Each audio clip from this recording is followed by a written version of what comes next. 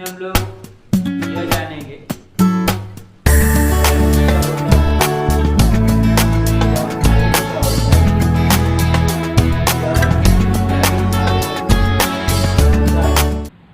Hello student, आज एक class में हम लोग कक्षा 12वीं के फिजिक्स का पहला चैप्टर पढ़ेंगे। यह यूनिट फर्स्ट का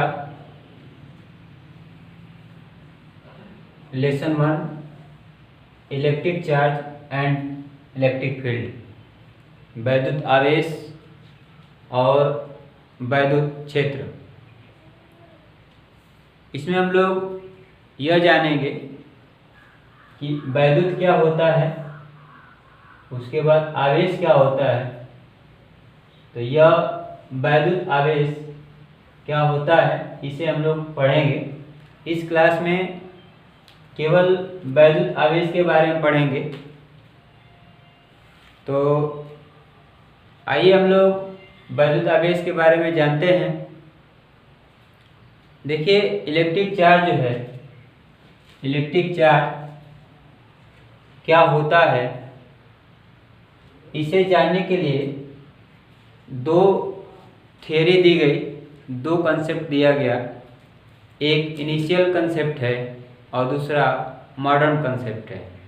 दोनों के आधार पे इलेक्ट्रिक चार्ज को हम लोग समझेंगे। तो इलेक्ट्रिक चार्ज जो है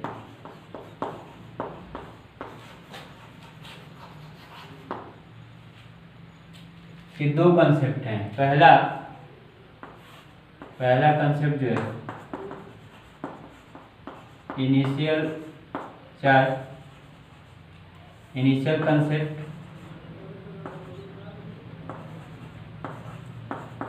और दूसरा मॉडर्न कंसेप्ट। ये दो कंसेप्ट हैं, यानी प्रारंभिक अभिधारणा और वर्तमान अभिधारणा। तो इलेक्ट्रिक चार्ज से रिलेटेड दो कंसेप्ट है, इनिशियल कंसेप्ट और मॉडर्न कंसेप्ट। इनिशियल कंसेप्ट जो है, जो पहला है, इनिशियल कंसेप्ट। इनिशियल कंसेप्ट में क्या होता है? इनिशियल कंसेप्ट में लगभग 2500 वर्ष पहले, कुछ जगह जो है 26 वर्ष पहले भी इसका वर्णन होता है। अर्थात लगभग 600 ईसा पूर्व सर्वप्रथम थेल्स ने यह बताया था कि किसी पदार्थ को, किसी वस्तु को किसी पदार्थ से, यानी दूसरे वस्तु या पदार्थ से रगड़ा जाए तो उसमें आकर्षण का गुण आ जाता है। उस पदार्थ का नाम सर्वप्रथम जिसमें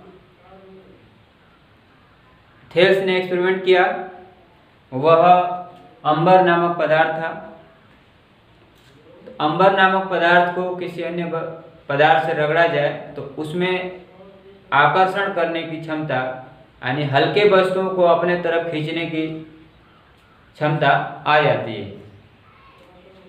परंतु बाद में सन 1600 में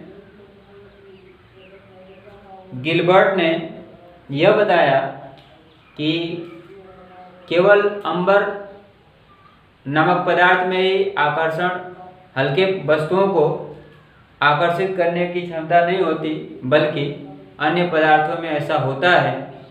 और उन्होंने कई एक्सपेरिमेंट किए, जैसे कांच की छड़ को रेशम से रगड़ने पर कांच की छड़ में हल्के वस्तुओं को आकर्षित करने की क्षमता आ जाती है।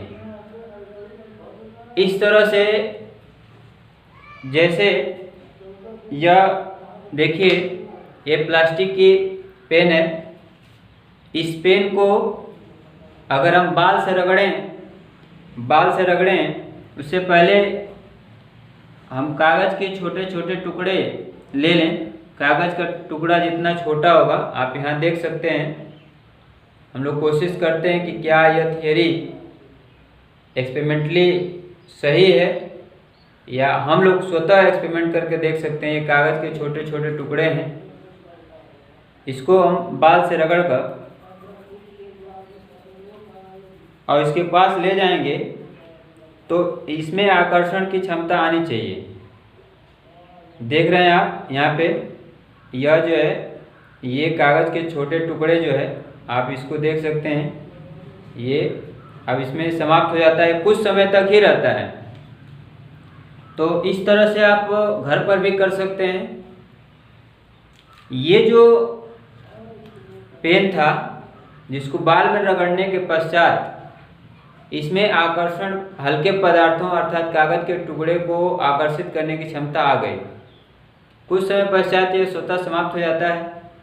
तो इसमें आकर्षण की क्षमता कैसे हुआ?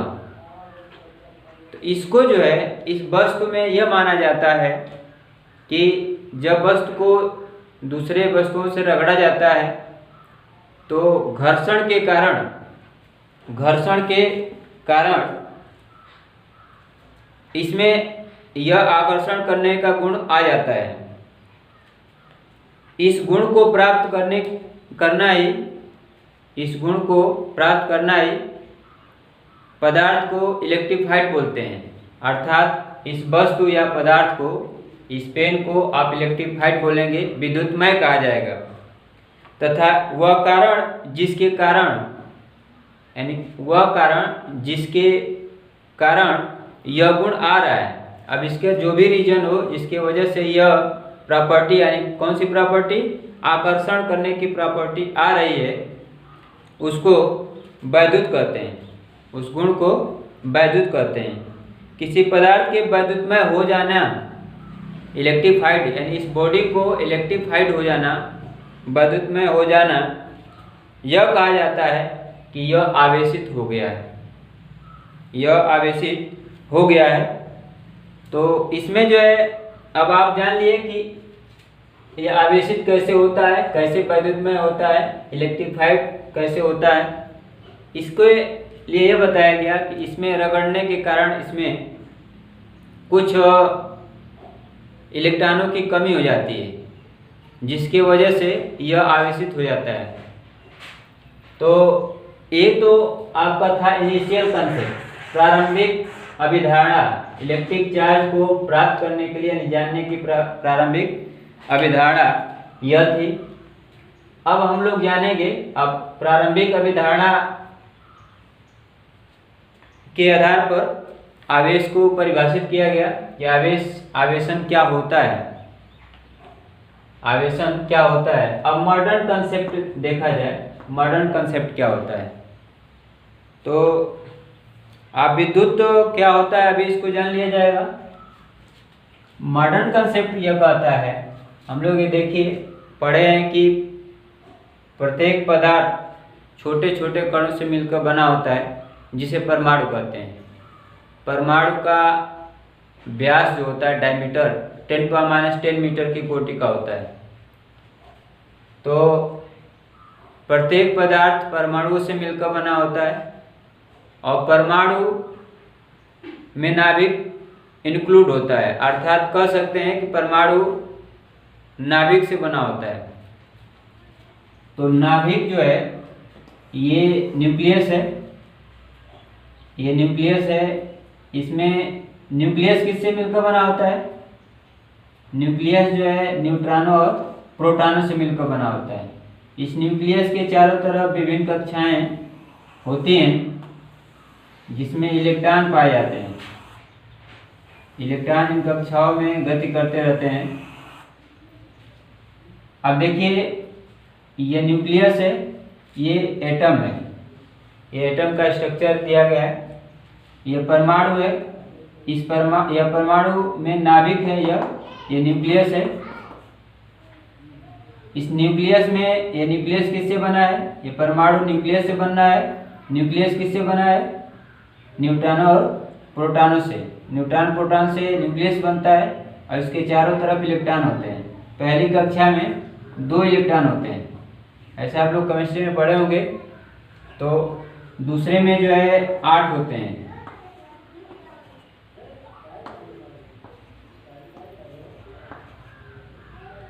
दूसरे में 8 होते हैं।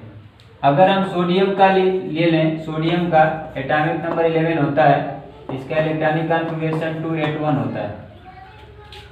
इसके आउटर सेल में कितने इलेक्ट्रॉन होंगे? एक इलेक्ट्रॉन होगा। 2 पहले में, दूसरे में 8, तीसरे में 1। अब इसके आधार पर हम लोग समझते हैं ये मॉडर्न थ्योरी क्या कहती है। मॉडर्न थ्योरी ये कहती है कि जो ये इलेक्ट्रॉन है, ठीक है, यह इलेक्ट्रॉन के जो आउटर यह इलेक्ट्रॉन है, यह कक्षाएं होती हैं, यानी एटम, ये परमाणु का जो ऑर्बिट है, उसका जो आउटर ऑर्बिट है, उसमें आउटर ऑर्बिट में यानी बाहरी कक्षा में इलेक्ट्रॉन जो होते हैं, अगर यह मेटल है, तो यह बाहरी इलेक्ट्रॉन, बाहरी कक्षा में इलेक्ट्रॉन नाभिक से बढ़िया से बंधा नहीं होता है, यानी इसके बीच जो है अट्रैक्शन फोर्स बहुत वीक होता है, कमजोर होता है, जिसकी वजह से इस इलेक्ट्रॉन को वैलेंस इलेक्ट्रॉन, संयोजी इलेक्ट्रॉन कहते हैं। इसको संयोजी इलेक्ट्रॉन कहते हैं, वैलेंस इलेक्ट्रॉन। यह संयोजी इलेक्ट्रॉन है। यदि यह नॉन मेटल है तो यह दृढ़ता से इससे बंधा होता है, ठीक है, यह इससे दृढ़ता से बंधा होता है। अब जो है इसमें जो आउटर मोस्ट इलेक्ट्रॉन को वैलेंस इलेक्ट्रॉन कहा जा रहा है, तो चालक में ये बता दिया गया कि चालक में ये इलेक्ट्रॉन लूजली बॉन्ड होता है न्यूक्लियस से, ठीक है। न्यूक्लियस में प्रोटॉन है, ये इलेक्ट्रॉन है, तो इसके बीच जो है वीक फोर्स लगता है, और अगर यह नॉन कंडक्टर है तो स्ट्रांग फोर्स लगेगा। अर्थात ये इलेक्ट्रॉन जब आसानी से नहीं बंधा होता है, दृढ़ता से नहीं बंधा होता है, वीक बॉन्ड लगता है, वीक फोर्स, तो यह इलेक्ट्रॉन आसानी से यहाँ से हट जाता है, यानी यह फ्री इलेक्ट्रॉन होगा। इसको हम फ्री इलेक्ट्रॉन कहते हैं। इसीलिए कहा गया है कि धातुओं में कंडक्टिविटी का काम जो है फ्री इलेक्ट्रॉन की वजह से होता है, ठीक है। तो अब जो है आपको यह याद रखना होगा कि जो एक्सेस इलेक्ट्रॉन है, एक्सेस इलेक्ट्रॉन माने इलेक्ट्रॉनों की जहाँ अधिकता है, तो वहाँ पे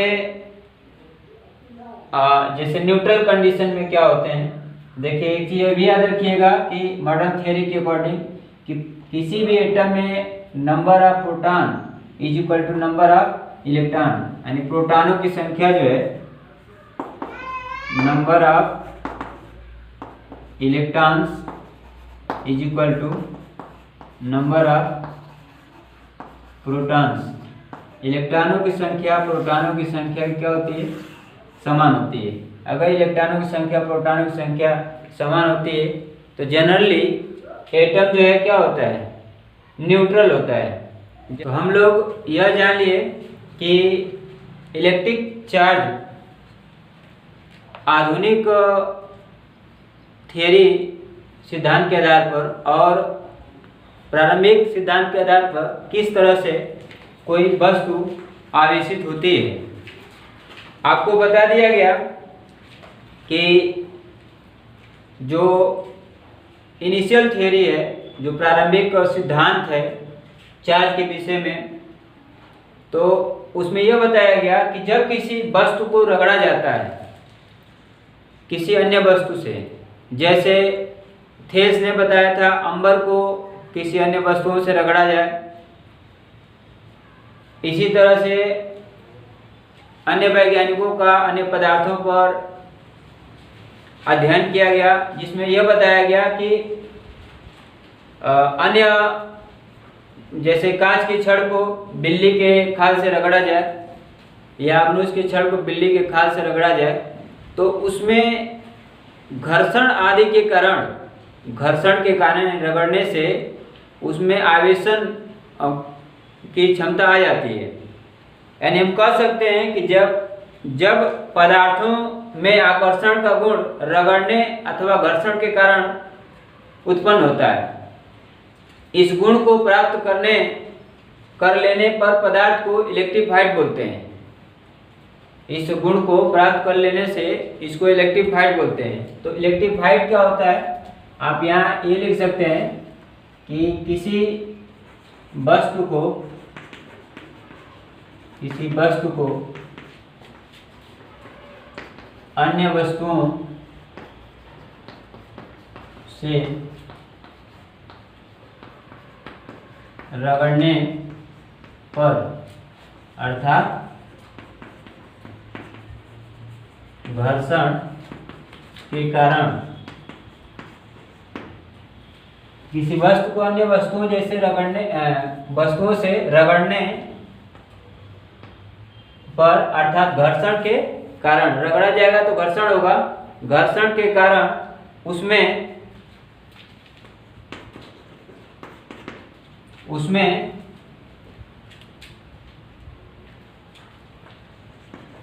हल्के वस्तुओं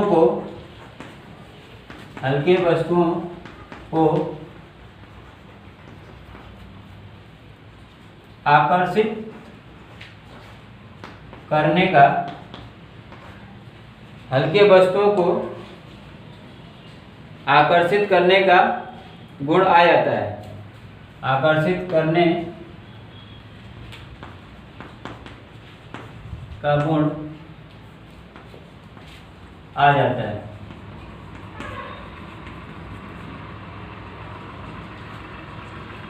तो वस्तु को अन्य वस्तुओं से रगड़ने पर क्या निष्कर्ष निकला था कि घर्षण के कारण हल्के वस्तुओं को आकर्षित करने का गुण आ जाता है। यह जो गुण है, इसी गुण को प्राप्त करने पर इस गुण को प्राप्त करने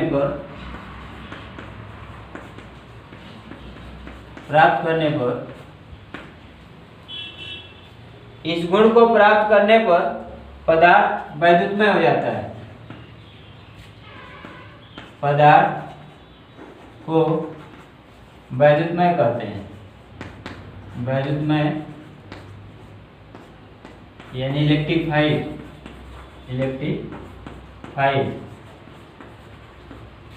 कहते हैं।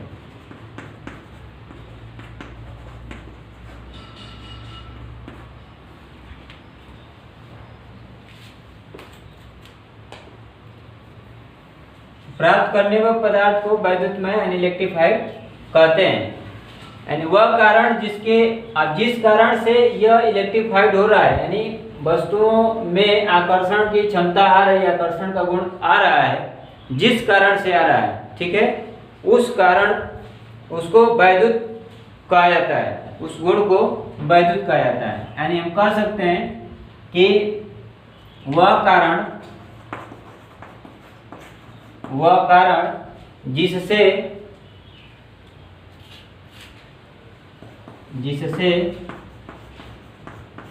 वस्तुओं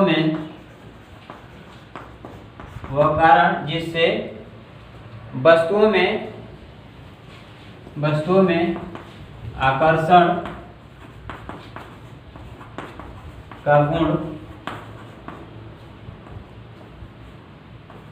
आकर्षण का गुण आ जाता है,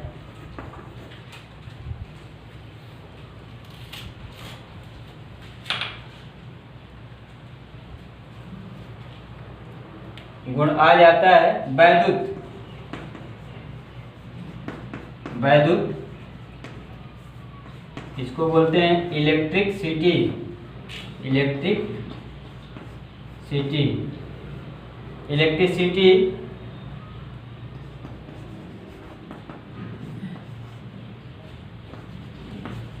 कहलाता है। इसको समांतर इलेक्ट्रिक यानी विद्युत को आप डिफाइन कर सकते हैं। विद्युत को डिफाइन किया गया, तो वह कारण जिससे वस्तुओं में आकर्षण का गुण आ जाता है वैद्युत कहलाता है। इसके बाद यदि कोई पदार्थ जैसे अभी बताया गया यहाँ पे इलेक्ट्रीफाइड हो जाती है, यानी उसको हम आवेशन कहते हैं, उसको आवेश युक्त कहा जाता है, उस पर आवेश आ गया है, तो वैद्युतमय पदार्थ को, ठीक है, वैद्युतमय पदार्थ को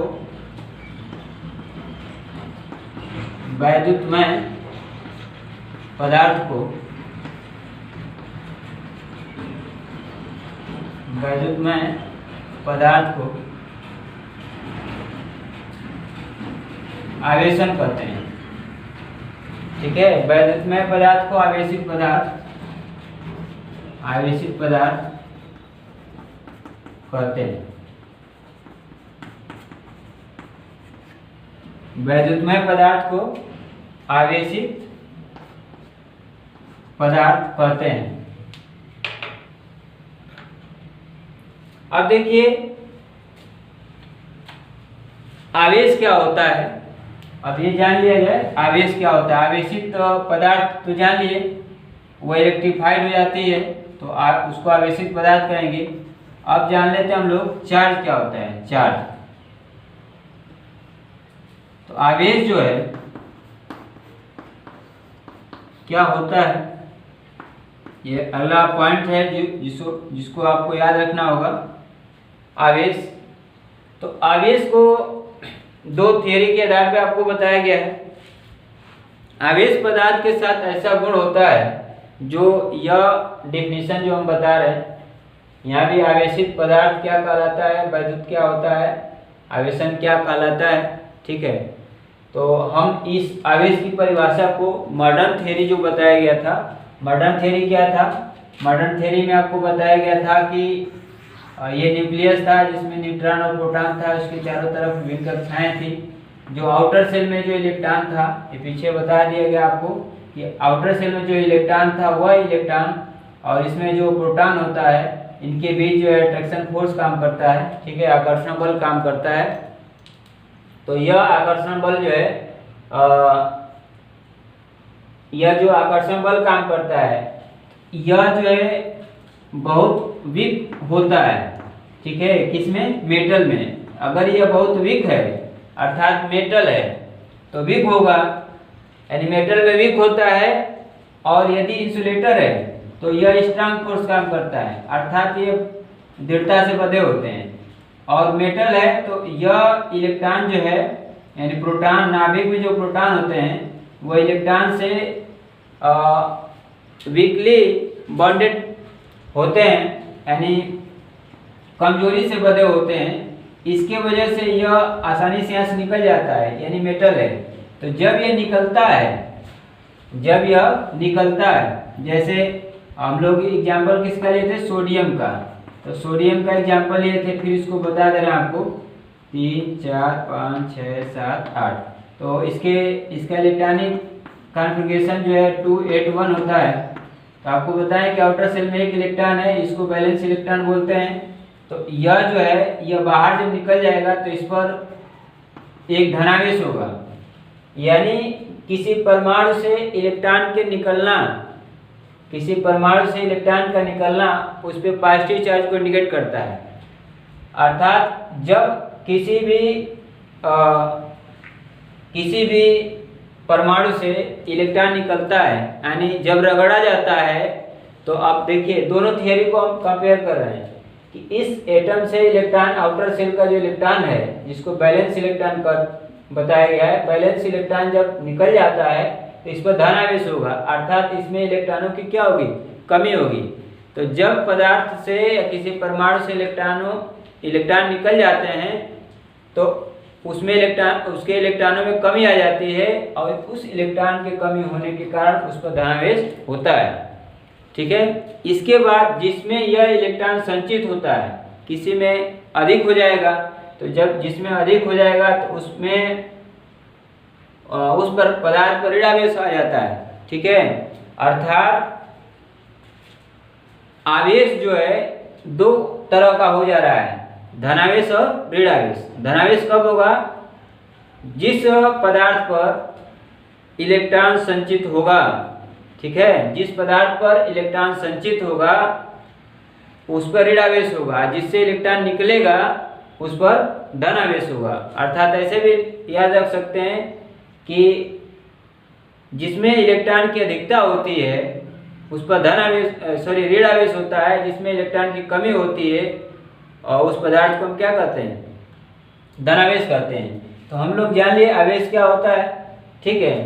तो आवेश, इसी क्रिया को जो है, इस क्रिया को आवेशन कहा जाता है।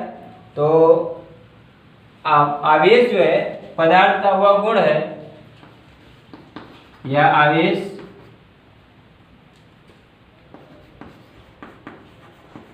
पदार्थ के साथ युक्त, पदार्थ के साथ युक्त, इसको हटा देते हैं, पदार्थ के साथ युक्त वह गुण है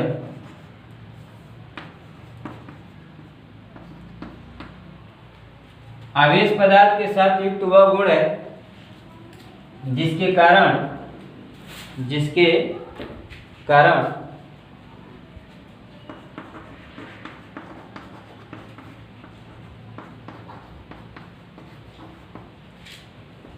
इसमें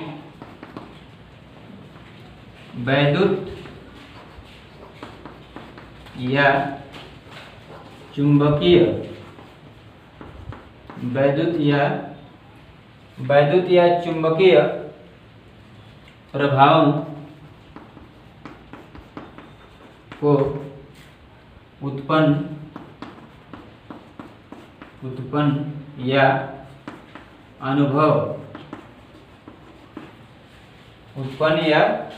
अनुभव का गुण, जिसके कारण इसमें वैद्युत या चुंबकीय पदार्थों को उत्पन्न या अनुभव करता है।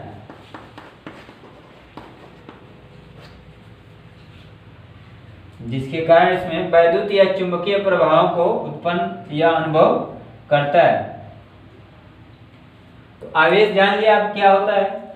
आवेश जो है पदार्थ के साथ युक्त वह गुण है जिसके कारण इसमें वैद्युत या चुंबकीय प्रभाव को उत्पन्न या अनुभव करता है। ये परिभाषाएं आपको याद रखना होगा। अब चार्ज से रिलेटेड जो है अन्य बातें आपको बता दिया जा रहा है।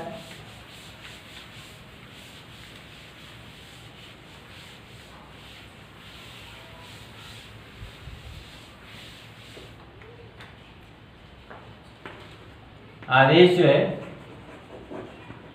चार्ज दो प्रकार के होते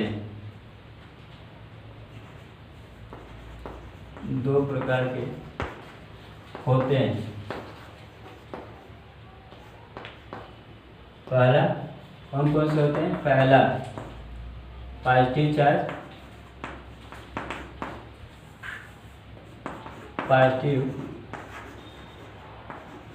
चार्ज और दूसरा यहाँ लिख दे रहे हैं निगेटिव चार्ज। ये दो चार्ज हैं, पॉजिटिव चार्ज और निगेटिव चार्ज। और क्या क्या आप इसके बारे में याद रख सकते हैं, ठीक है। अब देखिए दो समान चार्ज हैं, यानी सजातीय चार्ज है, तो दोनों के बीच जो है, ठीक है, सजातीय आवेशों के बीच,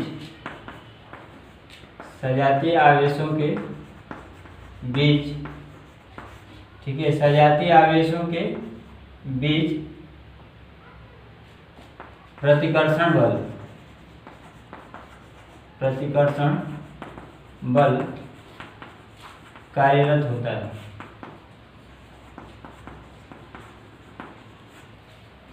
सजातीय आवेश का मतलब क्या हुआ? दोनों चार्ज समान हो, दोनों प्लस हो, तो इसके बीच प्रतिकर्षण बल, ठीक है, सजातीय आवेशों के बीच प्रतिकर्षण बल कार्यरत होता है या सजातीय आवेशों में प्रतिकर्षण होता है। ठीक है, सजातीय आवेशों के बीच बल की बात या न किया जाए या रहने दिया जाए, तो ये प्रतिकर्षण होता है। सजातीय का मतलब दोनों एक ही तरह के हों, दोनों की प्रकृति जो है सेम हो। यह जो है देखिए, यह निगेटिव चार्ज है दोनों, या तो दोनों पॉजिटिव हो उसको सजातीय कहा जाए, या दोनों निगेटिव उसको सजातीय कहा जाए। अब देखिए विजातीय क्या होता है। विजातीय आवेशों में आकर्षण होता है, आकर्षण होता है। ठीक है, इसको लिख दिया जा रहा है, सजातीय आवेशों के बीच, सजातीय आवेशों में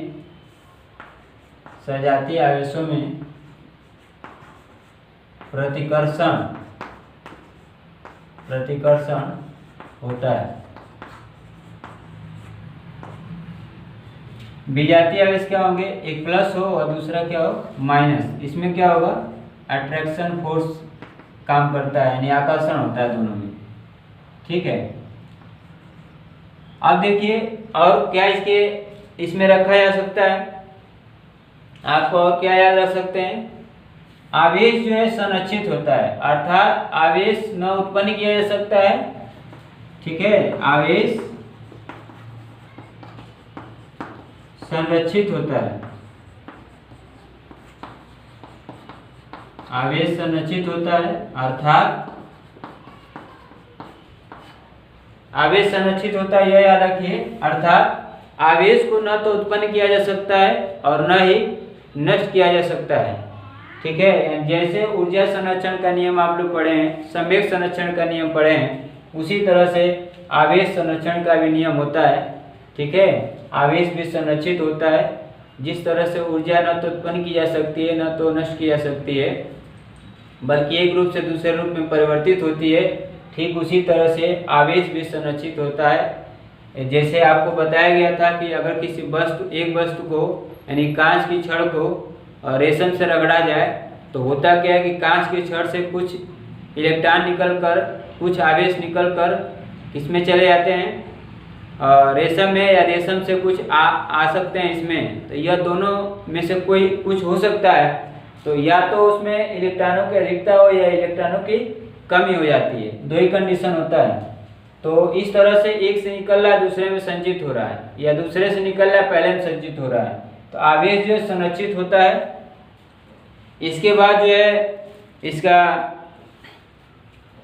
इसको और जाना जाए तो इसमें आप क्या क्या और याद रख सकते हैं। इसका जैसे अभी बताया गया आपको कि आवेश एक से निकलकर दूसरे में जाता है, तो जिससे निकलता है उसमें इलेक्ट्रॉन की कमी यानी उस पर पॉजिटिव चार्ज होता है, और जिस पे संचित होता है उसमें इलेक्ट्रॉनों की अधिकता अर्थात उस पर नेगेटिव चार्ज होता है। तो इसके आधार पे यदि किसी वस्तु से n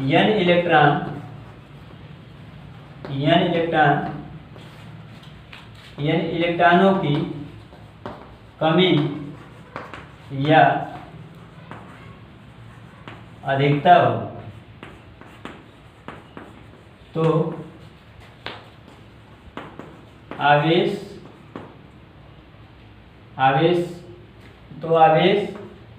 कितना होगा, Q प्लस माइनस Ne। तो इलेक्ट्रॉन की कमी या अधिकता हो, n इलेक्ट्रॉनों की कमी हो या अधिकता हो, तो आपको बता दिया जाए n इलेक्ट्रॉनों की कमी कब होगी, जब इलेक्ट्रॉन किसी पदार्थ से निकलते हैं, और अधिकता कब होगी, जब इलेक्ट्रॉन संचित होते हैं, तब Q बराबर प्लस माइनस Ne होगा। अब जो है यहाँ पे Q जो है चार्ज है, ठीक है, Q चार्ज वेयर यहाँ लिख ही दिया गया कि n इलेक्ट्रॉनों की कमी अधिकता है, यानी n जो है number of electrons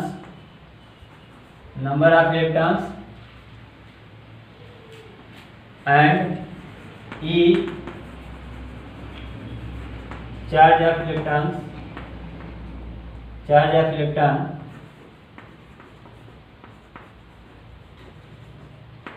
charge of electron है। ठीक है, अब इसमें जो है यह याद रखिएगा, एक इलेक्ट्रॉन, यह इलेक्ट्रॉन जो है चार्ज ऑफ इलेक्ट्रॉन जो ई होता है इसको एलिमेंट्री चार्ज बोलते हैं। ठीक है, एलिमेंट्री चार्ज यानी मूल आवेश। तो मूल आवेश क्या होता है? मूल आवेश ये भी जान लिया जाए, एलिमेंट्री चार्ज यानी मूल आवेश। एलिमेंट्री चार्ज जो होता है वह छोटे से छोटा आवेश जो किसी एक आवेशित कण पर हो सकता है, वह छोटे से छोटा आवेश, वह छोटे से छोटा आवेश जो किसी, वह छोटे से छोटा आवेश जो किसी एक आवेशित वस्तु पर हो सकता है, क्या कहलाता है? मूल आवेश। मूल आवेश, या इसको मूल आवेश भी कहा जाता है, या इलेक्ट्रॉनिक आवेश, या मूल आवेश या इलेक्ट्रॉनिक आवेश, इलेक्ट्रॉनिक चार्ज, इलेक्ट्रॉनिक आवेश कहते हैं, इलेक्ट्रॉनिक आवेश कहते हैं। इसे आपको बता दें, इसे अक्षर ई से दर्शाते हैं,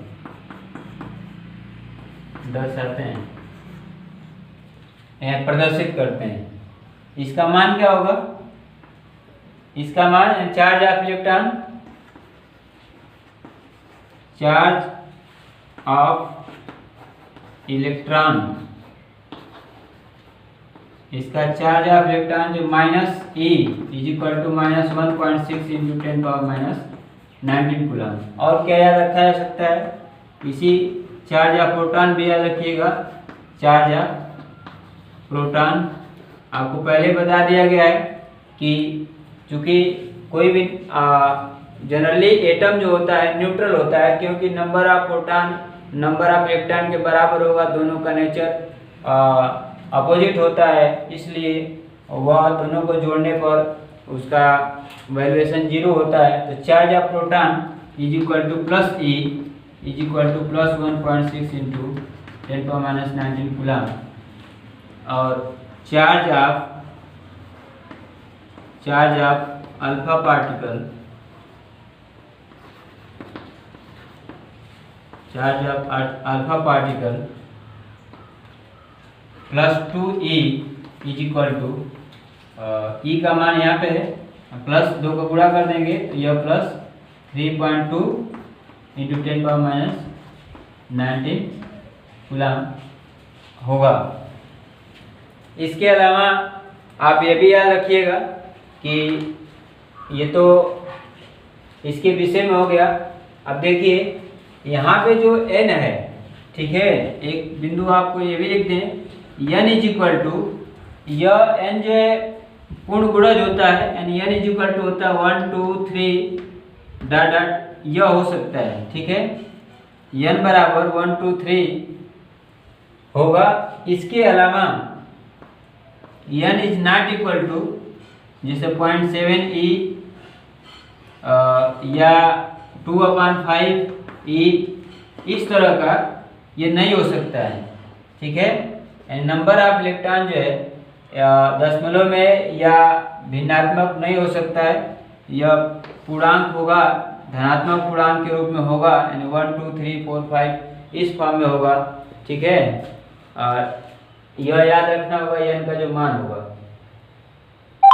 तो इसमें जो है N और E जो है बता दिएगा आपको चार्ज ऑफ इलेक्ट्रॉन, इसका मान कितना होता है। यह होगा चूंकि इलेक्ट्रॉन निगेटिव होता है तो यह इसका नेचर निगेटिव होगा, प्रोटॉन का नेचर पॉजिटिव होगा। दोनों का मान सेम होता है, दोनों का प्रकृति अपोजिट होता है। अल्फा कण का यह आवेश होगा, ठीक है, अल्फा कण पर जितना आवेश होगा तो यह 3.2 यानी प्रोटॉन के आवेश का दुगना होता है। तो यह आपको याद रखना होगा, सवाल लगाने में यानी न्यूमेरिकल सॉल्व करने में आसानी होती है। इसके बाद जो है आप यह भी याद रखिए कि अगर यह आवेश जो है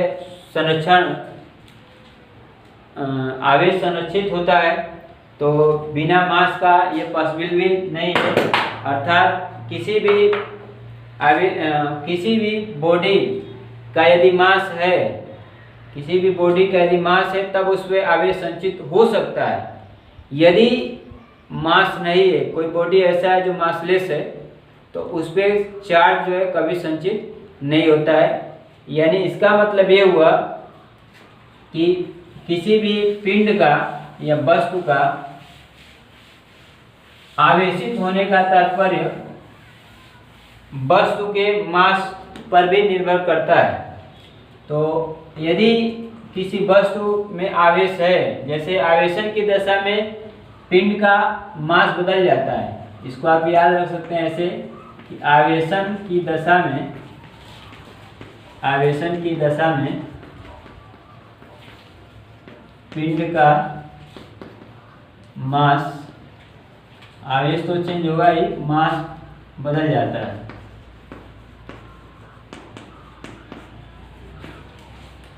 कैसे होगा देखिए, यहाँ पे एक बॉडी ले लेते हैं, इस पे निगेटिव चार्ज लगा देते हैं।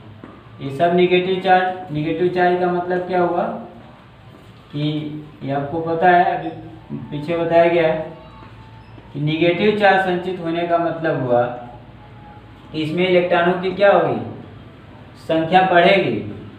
और एक जो है यह एक बॉडी है, इस बॉडी का मास m है,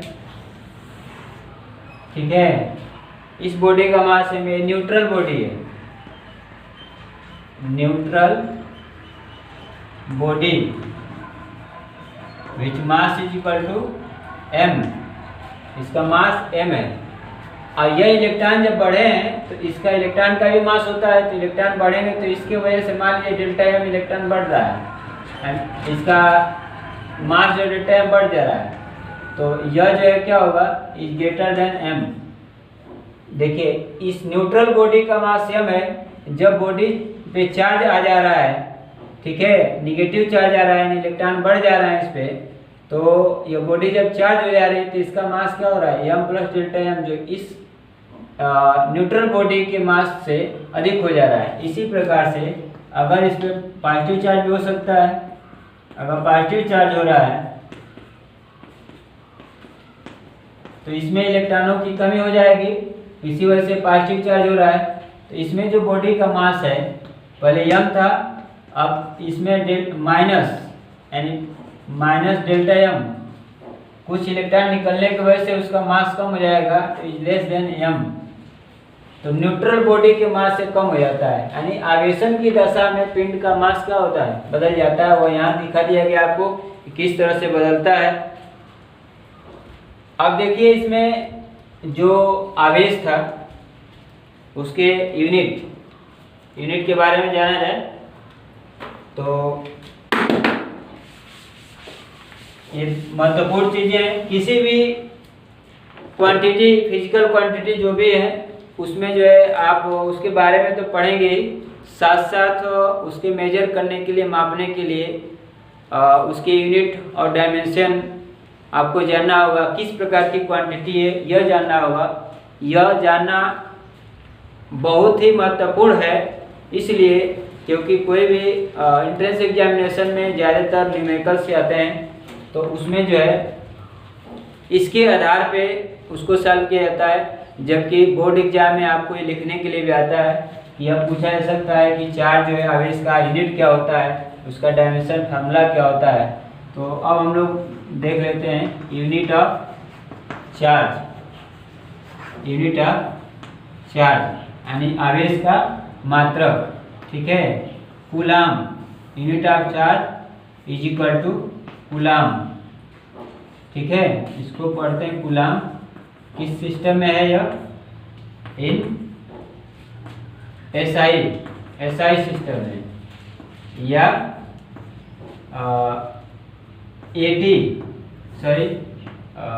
ampere second in MKS in MKS.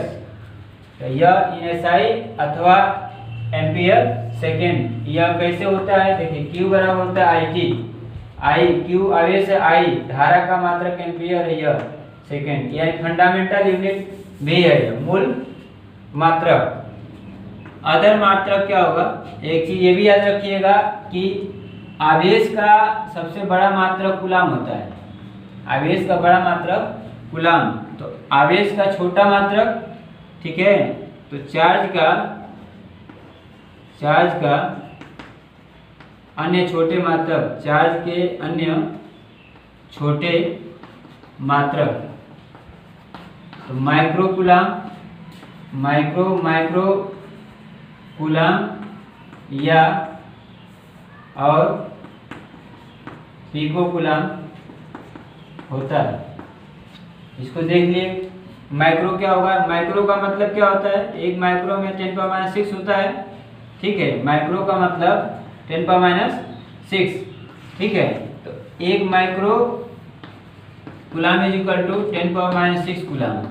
इसी तरह से एक माइक्रो कूलाम का मतलब, एक का मतलब 10⁻⁶, इसका भी 10⁻⁶, तो ये हो जाएगा 10⁻⁶ इंटू 10⁻⁶ कूलाम, या लिख सकते हैं इसको 10⁻12 कूलाम, या 10⁻12 को लिखते हैं पिको, ठीक है, पिको कूलाम। तो इस तरह से जो है ये अन्य छोटे मात्रक हैं। अब डायमेंशन फार्मूला देख लीजिए।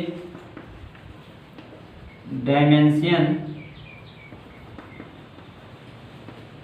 Formula of charge is, dimension formula of charge, dimension formula इसका क्या होगा? AT होगा, AT। Q बराबर IT लिखे थे, देखिए Q is equal to IT से I का क्या होता है? A, और T का क्या होगा?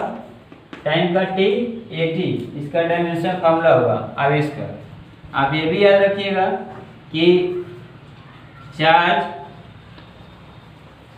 इज स्केलर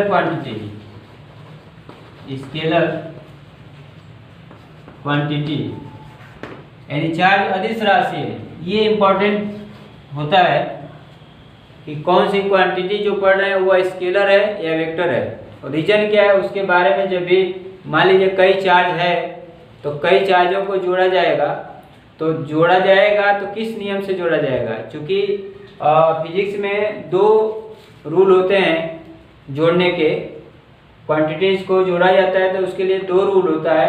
एक तो अलजेब्रिक सम होता है, एक वेक्टर सम होता है, यानी अलजेब्रिक बीजगणितीय योग और एक सदिश योग। यदि यह स्केलर है यानी अदिश राशि है, यदि कोई राशि अदिश है तो उसको बीजगणित के नियमों से, साधारण नियमों से जोड़ घटा सकते हैं। और यदि जो है वेक्टर क्वांटिटी है तो उसको वेक्टर एडिशन किया जाता है, यानी उसको जोड़ने के साथ साथ डायरेक्शन का भी ध्यान देना होता है। ये आपको स्केलर और वेक्टर क्वांटिटी के बारे में 11th क्लास में भी बताया गया है। तो आप जो है, आपको चार्ज के बारे में बता दिया गया कि चार्ज के बारे में आप क्या क्या याद रख सकते हैं। तो इस क्लास में जो है बस इतना ही। अगले क्लास में हम लोग चार्ज से संबंधित क्वेश्चंस कुछ देखेंगे। जो छोटा प्रश्न होता है, यानी उस क्वेश्चंस को सॉल्व करने के लिए आपको अभी जो क्वांटीकरण बताया गया है वो Q बराबर NE, उसी के आधार पे हम लोग हल करेंगे। तब तक आप मेहनत करिए, अपना ध्यान रखिए। धन्यवाद।